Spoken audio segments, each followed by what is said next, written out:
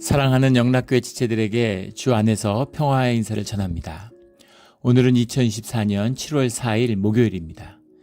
오늘의 묵상 본문은 이사야서 14장 1절로 20절까지의 말씀입니다. 오늘 본문 말씀 14장 1절부터의 말씀은 이렇게 시작합니다. 여호와께서 야곱을 긍휼히 여기시며 이스라엘을 다시 택하여 그들의 땅에 두시리니 나그네된 자가 야곱 족속과 연합하여 그들에게 예속될 것이며. 이 본문의 원문을 보면 키라는 말이 이제 앞에 나옵니다. 키라는 건 이제 역접의 뜻도 되고 왜냐하면 그런 뜻도 되죠. 13장에 나온 주님의 징계의 말씀이 있었어요. 그런 주님의 징계의 말씀 뒤에 심판의 말씀, 그 누구도 피할 수 없는 바벨론을 향한 징계의 말씀 뒤에 나오는 뒤에 왜 바벨론이 그토록 심판을 받았는가? 왜냐하면 야곱을 긍휼히 여기시기 때문이다. 이런 말씀이죠. 이스라엘을 다시 택하여, 오늘 세 가지 말씀이 연속해서 나오는데 1절에는 다시 택하여 나그네 자가 야곱 족속과 연합하여, 그리고 2절에 가면 자기를 압제하던 자들을 주관하리라 이렇게 나옵니다. 돌아옴, 회복을 이루실 것이고, 그 다음에 연합함을 이루실 것이고, 코이노니아를 이루신다는 거죠. 그리고 다스림을 이제 회복시키신다. 돌아옴, 연합함, 다스림, 이게 생명의 본질이죠. 생명을 회복시키신다, 영을 회복시키신다라는 겁니다. 나그네된 자가 야곱 족속과 연합한다. 야곱 족속이라는 건 이스라엘을 지칭하는 것이지만 그 이스라엘이라는 것은 혈통적인 무슨 야곱의 후손들을 이야기하는 것이 아니죠. 야곱의 족속 가운데 많은 민족이, 많은 열방이 야곱의 족속으로 돌아오게 된다. 부르심을 받았다. 이제 그렇게 주님이 처음에 이스라엘을 세울 때 말씀하시잖아요. 그래서 야곱의 족속, 주님과 연합하는 자들, 주님의 이름으로 화합하는 자들, 화목하는 자들, 주님의 이름으로 다스림의 권세를 얻은 자들, 그들이 이스라엘인 거죠. 그래서 이스라엘을 주님이 다시 회복시키신다라는 겁니다.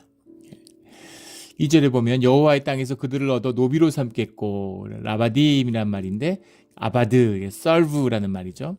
우리가 노비, 종이죠. 우리 종이라고 하는 의미가 세상적인 의미, 현상적인 의미에서 노비라고 하는, 천하고 사고 파는, 물건처럼 여김을 받는 그런 노비의 의미가 있지만, 성경에 나오는 라바딤이라고 하는 라바딤, 아바드라고 할 때는 섬긴다는 뜻이 더 중요한 겁니다. 주님이 내가 섬김을 받으러 이 땅에 온 것이 아니라 섬기려고 왔다, 나를 내어주려고 왔다, 이렇게 말씀하시잖아요.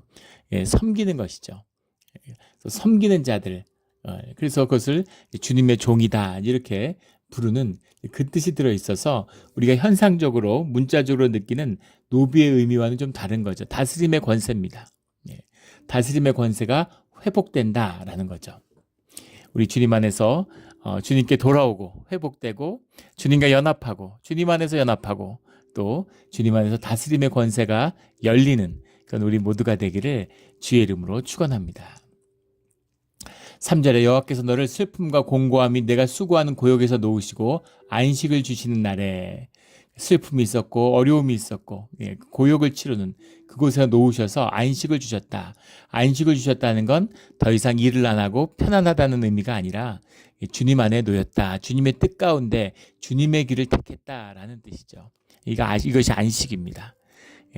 우리가 현상을 살고 육으로 살고 있다 보니까 자꾸 주님의 가는 길에서 벗어나요. 하늘로 올라가는 게 아니라 자꾸 땅으로 꺼지는 이런 경향이 있는 겁니다. 이 노선을 회복하는 거예요. 이걸 자꾸 잡아줘야죠. 우리 군대에서 포병이 포격을 하면 포격에 대한 반발로 0점을 잡고 조준을 잡았는데 그게 자꾸 흔들리잖아요. 사격을 하고 나면 다시 0점을 조정해야 되는 거죠. 그런 것처럼 삶의 길을 조정하는 것, 이것이 안식입니다. 근데 우리가 현상을 바라보고 현상에 묶여 있으니까 현상의 문제를 내려놓는 거죠. 물질적인 것을, 내가 소유하던 것을, 내가 붙들고 있던 것을, 내 욕심으로 가던 것을 다 내려놓는 겁니다. 주님 안에 회복되는 것, 이게 안식의 길이죠. 우리 주일의 안식일이고 예배잖아요. 우리가 세상 가운데 살아갔지만 세상 모든 것을 내려놓고 주님께 돌아오는 것이죠. 안식입니다.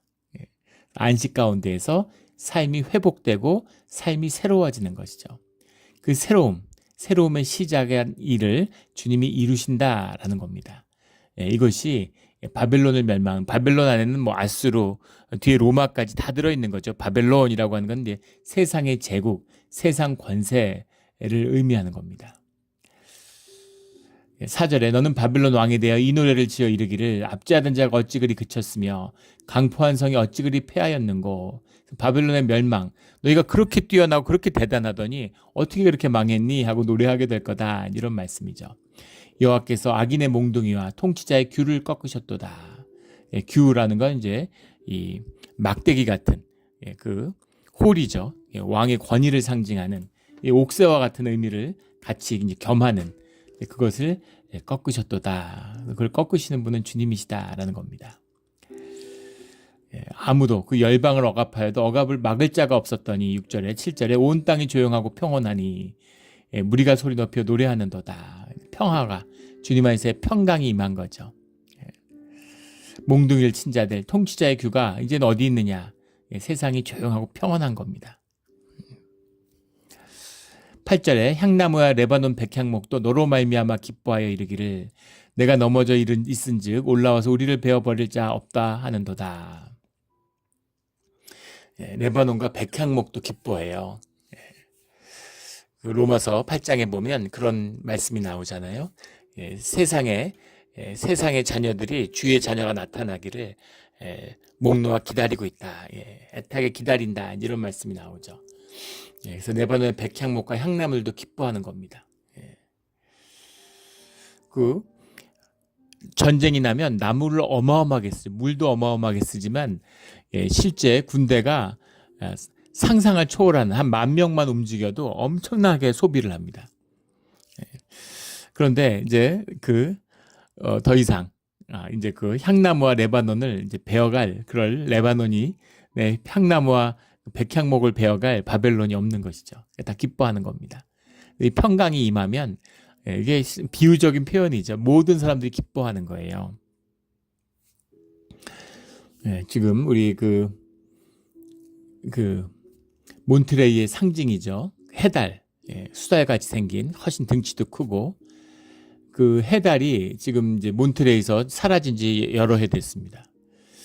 저희 한 25년 전에 왔을 때만 해도 해달이 바다에 뭐 둥둥둥 떠다녔어요. 지금 해달을 찾아보기 힘듭니다.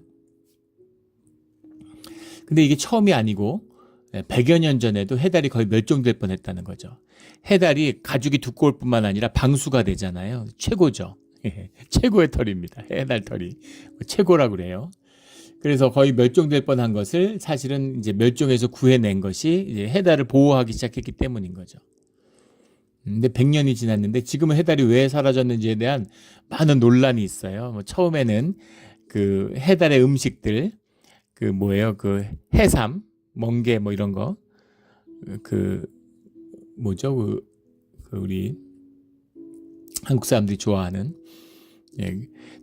그거를 이제 하도 이제 그 사람들이 따먹어서 이제 해달 음식이 없어서 그렇다. 그런 거 다 뭐 금지시키고 뭐 여러 가지 조치들을 취했는데, 뭐 해변에 상어 때문이다, 뭐 때문이다, 뭐 말들이 많지만, 결국은 이유는 잘 모릅니다. 지금은 해수의 뭐 온도 변화가 아닐까, 뭐 그런 이야기를 하는데, 중요한 것은 무엇이냐면 뭔가 이 다스림의 자연의 이제 이치가 깨지는 거죠. 근데 그것이 인간과 관련이 있다는 겁니다.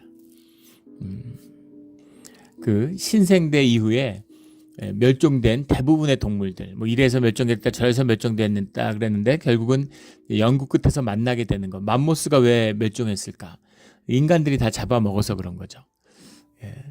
태어나는 새끼 500마리 중에 100마리 중에 2마리씩만 잡아먹으면 500년 지나면 멸종한다는 거죠.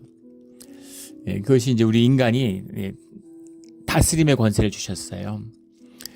다스림의 권세입니다. 근데 그것을 제대로 통치하고 누리지 못하는 거죠. 그 조화가 통치가 깨져버렸어요. 경쟁하고 욕심내고 압제를 하고 1년에 지금 세계에서 만들어지는 새 옷이 1,000억 벌이랍니다. 인구가 80억 명인데 근데 그중에 200억 벌은 태그도 떼지 않고 한 번도 입혀지지 않고 그대로 폐기된대요. 매년. 그게 이제 사람들이 하는 짓입니다. 옷들이 수백 벌이에요, 집마다. 그런데도 옷을 계속 사들이죠. 그러니까 인간의 그 허전함, 욕심으로 사니까, 육으로 사니까 채워지지 않는 것이죠.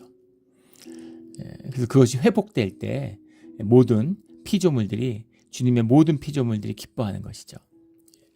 그럼 우리 다스림과 생명의 권세가 회복되는 우리 신앙의 자리가 되기를 주의 이름으로 축원합니다. 이런 깊은 의미가 있어요. 무슨 내가 예수 믿어서 죽어서 천당 가고 이런 게 아닙니다. 그런 복음이 어디 있습니까? 살아서 주님의 나라가 임하고 이 다스림의 권세, 생명의 권세를 누리며 살아가는 거예요. 이 비밀이 하나님 나라의 비밀이죠. 9절에 아래의 수월이 너로 말미암아 소동하여 내가 오는 것을 영접하되, 수월이 너로 말미암아 소동하여, 수월, 쉐올, 수월이라고 하는 건 죽은 자들이 가는 그런 곳이죠. 그곳에 수월이 모두 동요하는 거예요. 바벨론이 수월로 내려오니까 바벨론의 왕으로, 바벨론으로 상징되는 바벨론의 왕들이 수월로 내려오니까 다들 놀라는 것이죠. 아주 그 재미있는 비유적인 표현이죠. 그것이 세상의 모든 영웅을 너로 말미암아 움직이게 하며, 모든 영웅을이라고 썼는데 레파임, 칼, 아트데이 이런 말입니다. 라파임이라고 하는 것은, 레파임이라고 하는 건 이제 고스트, 그림자, 섀도우 이런 건데, 칼은 올이죠. 모든. 아트데이라고 하는 건 리더입니다.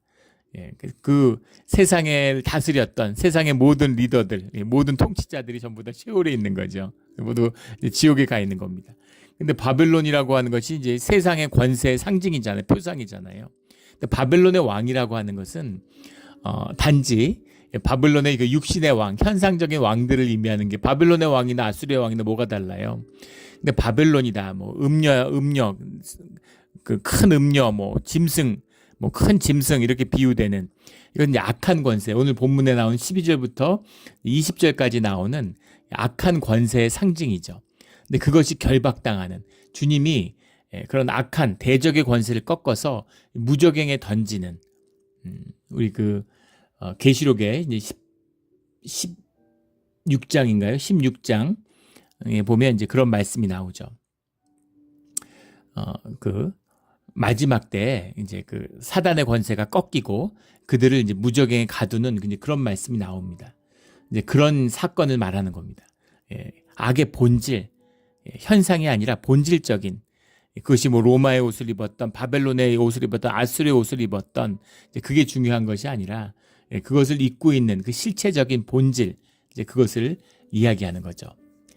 우리 그 예전에 반지의 제왕 얘기 몇 번 나누었죠. 톨킨이 그 영문학자인데 그 아주 신실한 크리스찬이었어요. 그래서 그 계시적인 하나님의 그 역사의 섭리를 이렇게 소설로 풀어서 표현하기 위해서 반지의 제왕을 쓴 거죠.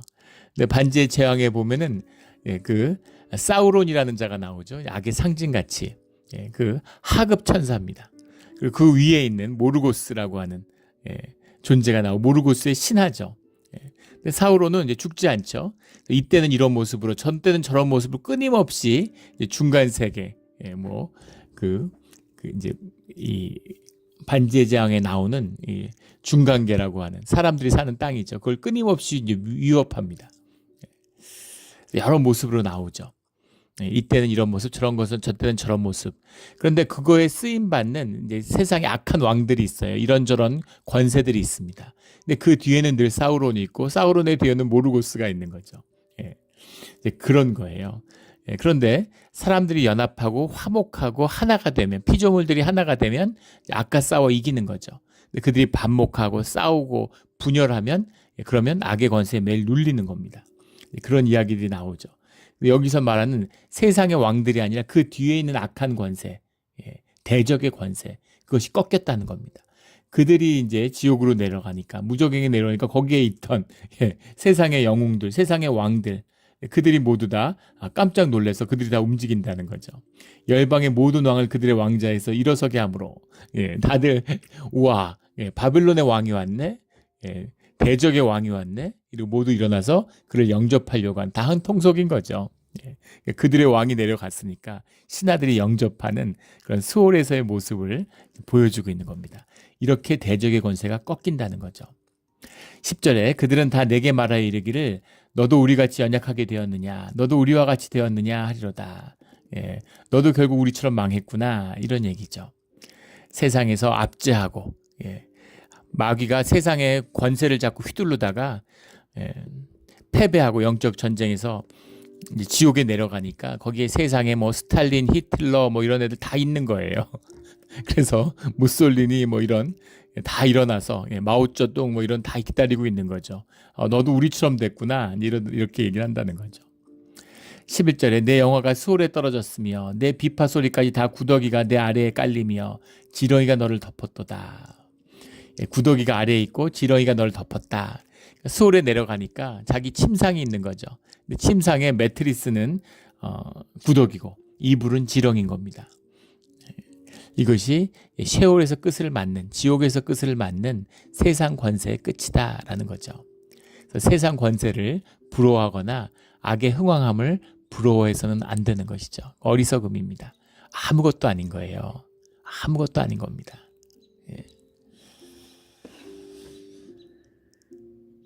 그 중국의 황제가 108가지 요리를 먹었다고 그러죠. 식사에.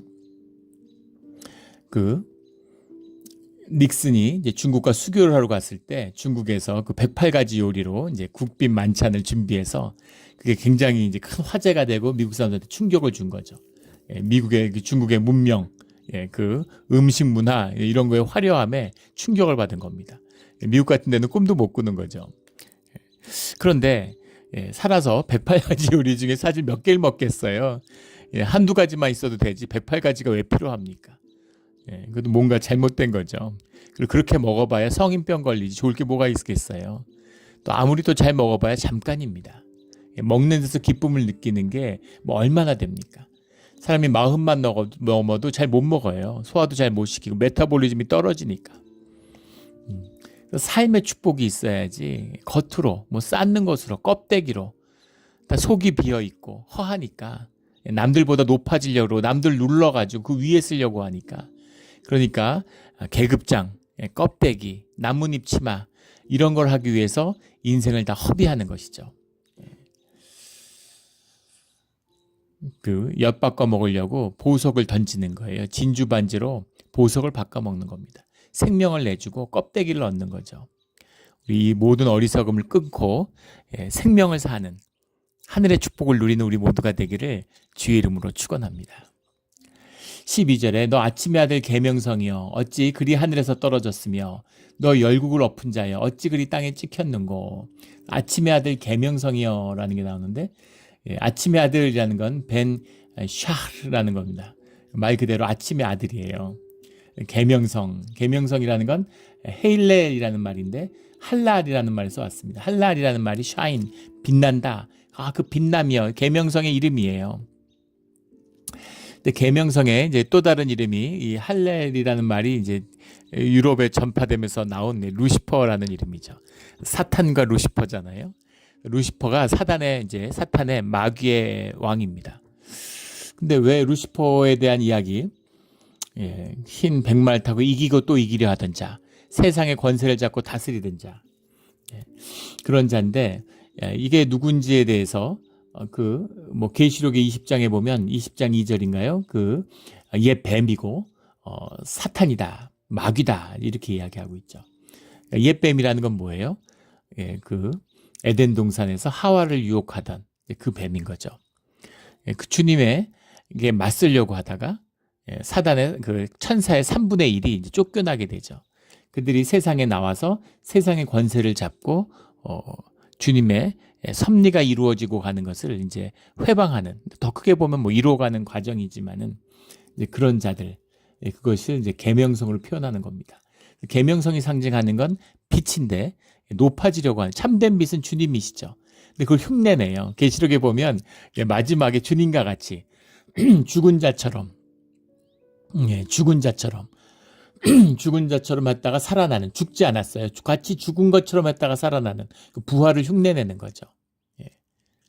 짐승과 음료와 사단이 죽음에도 삼위일체를 이뤄내기도 하고 자꾸 그런 걸 이제 신성을 흉내내는, 신과 같이 되고 싶은, 높아지고 싶은. 예.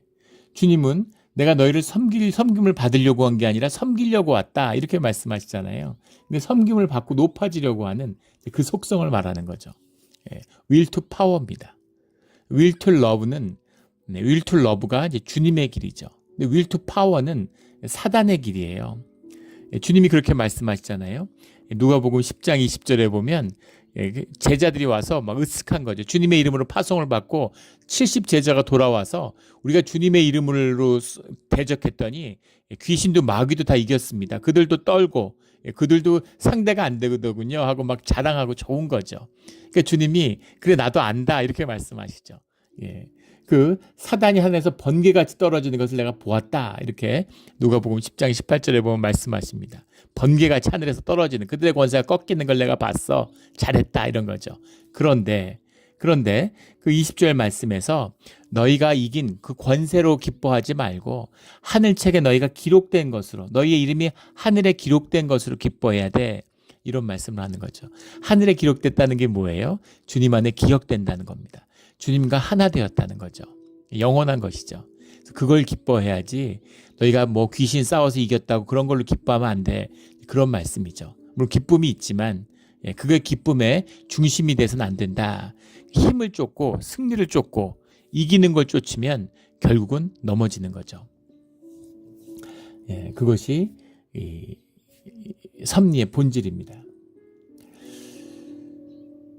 너희 아침마다 계명성이 어찌 그리 하늘에서 떨어졌으며 한없이 높을 것 같았는데 땅에 떨어져 버린. 그래서 바벨론을 꺾었다라고 하는 건 현상에서 하나의 제국을 꺾었다. 제국도 일어나는데 그 의미가 아니라 그 제국을 움직이는 본질적인 권세, 공중 권세 잡은 그 권세를 꺾었다는 겁니다. 이게 십자가의 의미고 주님이 꺾으신 거죠. 그래서 우리가 주님의 이름으로 세상의 권세를 이길 수 있어요. 이게 생명의 본질입니다. 우리를 이 승리하라고, 이기는 승리의 삶을 살라고 말씀하시는 거죠. 세상에서 승리하라는 게 그 자리 차지하고 제국 이루라는 게 아니죠. 제국의 압제, 돈의 유혹, 욕심, 탐욕, 이런 것으로부터 자유하라는 겁니다. 서로 돕고 섬기고 사랑하고 나누며 그런 복된 하나님의 나라를 이루라는 것이죠. 그리고 이룰 수 있다는 겁니다. 주님이 함께 하시니까. 이 생명 권세예요. 그 권세를 주신 것이죠. 13절에 내가 내 마음에 이르기를 내가 하늘에 올라 하늘의 뭇별 위에 내 자리를 높이리라. 내가 북극지폐 산 위에 앉으리라. 북극지폐라는 건 이제 뭐 그리스 신화에서 유래한 말이다, 뭐 이런 얘기들을 많이 합니다. 뭐 카시우스 산이다, 뭐 자폴 산이다, 무슨 산이다 이렇게 얘기하는데, 보통 북쪽이라는 것이 영적인 군원, 동서고금을 말하는 거 어디나 그래요. 뭐 노르웨이나 이런 북쪽에 있는 나라들의 신화도 마찬가지, 조선도 마찬가지입니다. 조선시대에도 북문을 항상 닫아놓죠. 북문이라는 건 사람이 다니는 게 아니라 귀신이 다니는 거예요. 그런데 한양 성도 내에서 전염병이 돌면 북문을 엽니다. 그래서 그 병을 주관하는 귀신이 떠나기를 바라는 거고, 또 귀신이 들어와서 그들을 쫓기를 원하는 거죠. 귀신이 귀신을 쫓는다고 뭐가 달라지겠어요? 귀신 쫓았더니 군대 귀신 오는 거죠.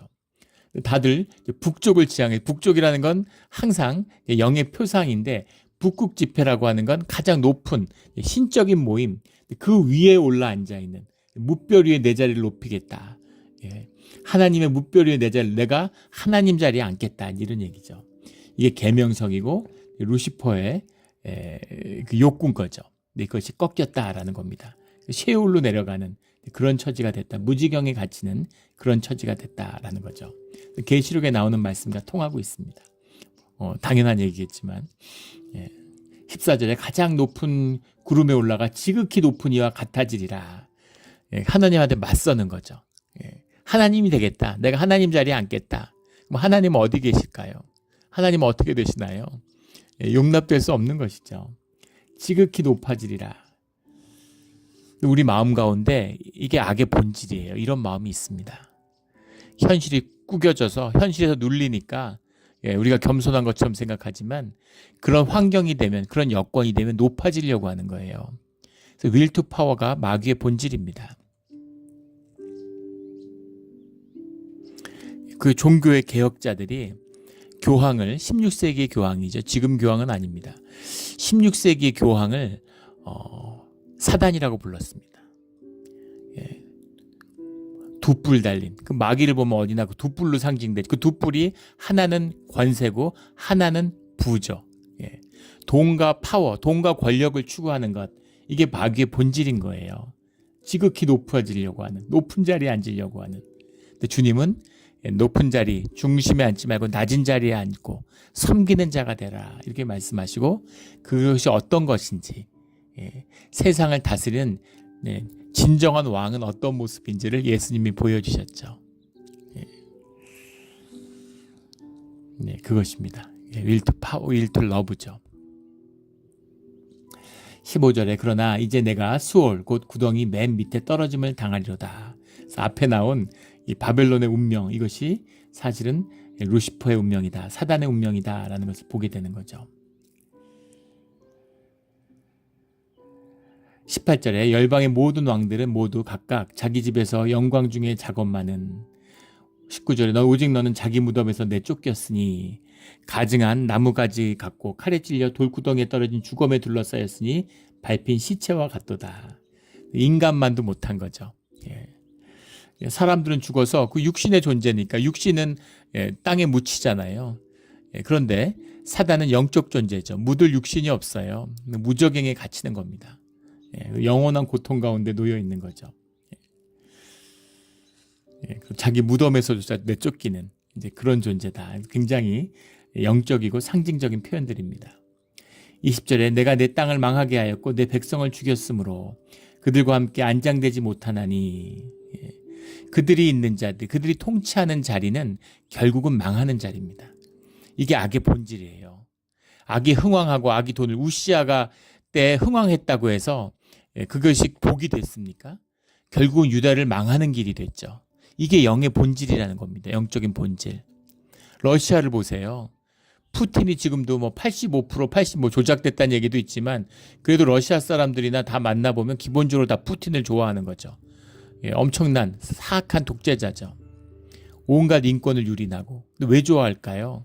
러시아를 다시 강대하게 만드는. 옐친 때 소련이 망하고 정말 러시아가 비참했죠. 한국한테 돈을 빌려가지고 갚질 못하니까 나중에 그걸 무기로, 뭐 백곰 사업인가요? 무슨 흑곰 사업인가, 그래서 무기로 갚았잖아요. 부도가 나가지고 뭐 어려움이 말도 못하고 범죄가 창궐하고. 소련 때 막 미국과 맞서는, 그때도 그 허상이죠 사실은. 뭐 맞서기 핵탄도 많이 가졌다고 무슨 초강대국입니까? 사람들은 다 어렵고 굶주리고 이러는데. 그런데 막 힘을 모으니까 힘이 세지는 거죠. 한국이 러시아보다 GDP가 높습니다. GNI가 훨씬 높아요. 그 총 GNI가 더 높습니다. 한국이 만약에 북한처럼 쥐어짜면 러시아 비교도 안 되겠죠. 뭐 핵탄도 10,000개도 만들 수 있을 겁니다. 무슨 의미가 있을까요? 그런 겁니다. 그래서 막 나라가 잘 살게 되고 막 강대국이 된 것 같고 막 세계에 막 개입하고 막 남의 나라 땅 뺏고 막 시리아 같은 데 가서 못된 짓 하고 아프리카 같은 데 못된 짓 하고 이러니까 그런 게 이제 좋다고, 나라가 위상이 높아졌다고 쏘가서. 근데 결국은 러시아가 이러다가 결국 또 망하는 것이죠. 중국도 마찬가지죠. 시진핑이 뭐 권력을 잡고 막 무슨 중국몽이니 뭐 1대1론이 하고 막 미국과 맞서서 막 세상에 무슨 패권을 겨루는 것 같으니까 중국의 그 철없는 청년들이 막 열광해요. 중국이 잘 될까요? 결국 시진핑 때문에 망하는 겁니다. 이것이 악한 관세의 끝이에요. 잘 되는 것, 한때 두때 반때로 망하는 계시록에 나오는 세상 관세의 본질입니다. 한때 두때 막 엄청 흥황하고 엄청 잘 되는 것 같아요. 근데 결국은 반대로 꺾이면서 망하게 되어 있는 거죠. 그래서 결국은 망하는 겁니다. 이것이 세상 관세와 세상의 흥황의 본질이라는 거죠. 우리 예전에도 여러 번 나누었죠. 미국에서 5천만 불 이상 슈퍼로또 당첨된 사람들이 100수십 명이 되는데 150여 명, 지금은 더 많겠죠. 한 15년 전쯤에 봤던 그런 거니까. 근데 그 사람들이 어떻게 됐느냐. 돈만 있으면 행복할 것 같고 돈만 있으면 다 잘 될 것 같잖아요. 근데 돈벼락을 맞았는데 다 불행해진 거예요. 다 이혼하고 약물에 취하고 그 돈을 유지한 사람이 아무도 없습니다. 평생에 이자도 못 쓸 것 같은데 돈 다 날리고. 빚더미에 앉아 있고. 처음엔 좋았겠죠. 왜 안 좋았겠습니까? 근데 결국은 망하는 거예요. 이게 마귀의 복입니다. 세상의 축복이에요. 결국은 끝나는 거죠. 좋아 보이지만 좋은 게 아니라는 겁니다. 콜라 같은 거죠. 저도 예전에 콜라 좋아했는데 요즘엔 안 마시지만, 여름에 더울 때 그 시원한 콜라 같은 거 먹으면 정말 뭐에 비유하겠습니까? 그런데 그걸 계속 마시면 몸이 다 망가지고 몸이 다 나빠지는 거죠. 콜라를 가끔 살 때가 있어요. 하수구 청소할 때나 변기 청소할 때 콜라가 최고라는 거 아닙니까? 이빨을 콜라 안에 넣어놓으면 일주일이면 삭아서 녹아서 없어져 버린다는 거 아닙니까? 근데 그걸 배에 넣으니 몸이 어떻게 되겠어요? 그런데 좋은 거죠. 반면에 입에 쓴 약이 몸에 좋다 이런 말이 있죠. 쌍화탕 이런 거 마시면 진짜 먹고 싶지 않잖아요. 근데 몸에는 좋은 것이죠. 그런 겁니다. 우리 좋은 것, 본질적으로 영원한 것, 복된 것을 추구하는 우리의 삶의 자리가 되기를, 그것을 분별하는 우리의 맑은 영이 되기를, 주 안에 머무는 우리 모두가 되기를 주의 이름으로 축원합니다. 그들과 함께 안장되지 못하나니 악을 행하는 자들의 후손은 영원히 이름이 불려지지 아니하리로다 할지니라. 영원히 이름이 불려지지 아니한다. 이거는 완전히 잊혀진다 이런 말이죠. 마치 그 새벽별 계명성처럼 아침에 막 빛났는데 해가 떠오르니까 사라져 버려요. 아무 빛이 없습니다. 빛이 있지만 아무 의미가 없이 사라져 버리는 거죠. 그것처럼 주님 안에서 기록된 것을 기뻐하라. 주님이 말씀하시는 그 생명이죠. 주님과 함께하는 것, 남은 자로서의 그것을 기쁨으로 받아들이는 겁니다. 이 육신의 삶이 전부라면 뭐 이왕 한 번 사는 것, 뭐 화문 11홍이고 뭐 별도 달도 차면 기우는데 이왕 한 번 잠깐 사는데 화끈하게 살아야지. 그런 게 아니라는 거죠. 그리고 영원히 잊혀지고 아무 의미 없는 게 무슨 의미가 있겠어요. 세상에서 권세 잡고 왕으로 지냈는데 수월에 앉아가지고 사단이나 영접하고 있고 이게 뭡니까 도대체. 아무것도 아닌 거죠. 아무것도 아닌 저주입니다. 세상의 복이 저주예요. 축복처럼 보이는 게 저주고 저주같이 보이는 게 축복이 된다 이런 말이죠. 그 축복을 우리에게 주셨습니다. 십자가의 길이죠. 우리 십자가와 함께 동행하며 축복되고 영원히 주님 안에서 기억되는 그런 우리의 이름, 우리의 삶, 우리의 의미가 되기를 예수 그리스도 이름으로 축원합니다. 아멘. 기도드리겠습니다. 하나님 아버지 감사합니다. 악의 끝을 보여주시니 감사합니다. 주님, 우리가 모두 악합니다. 하지만 십자가에 의지하고 십자가의 보혈로 씻어주셔서 주님 안에서 주님과 함께 갈 수 있는 자가 되게 해주신 것 감사드립니다. 교리가 아니라 종교가 아니라 삶의 실제로 진실로 누리는 우리의 신앙 되게 하여 주시옵소서. 감사하며 예수 그리스도의 이름으로 기도드렸습니다. 아멘.